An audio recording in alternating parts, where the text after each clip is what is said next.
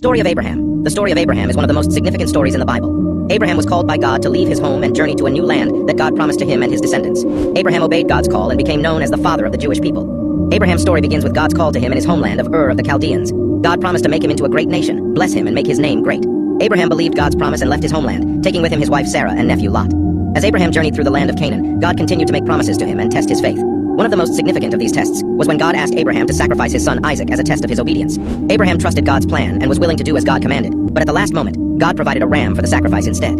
Abraham's faith and obedience to God were credited to him as righteousness, and God continued to bless him and his descendants. His son Isaac became the father of Jacob, who later became known as Israel, and his descendants became the 12 tribes of Israel. Abraham's story also includes some mistakes and failures, such as his decision to have a child with his wife's maidservant Hagar.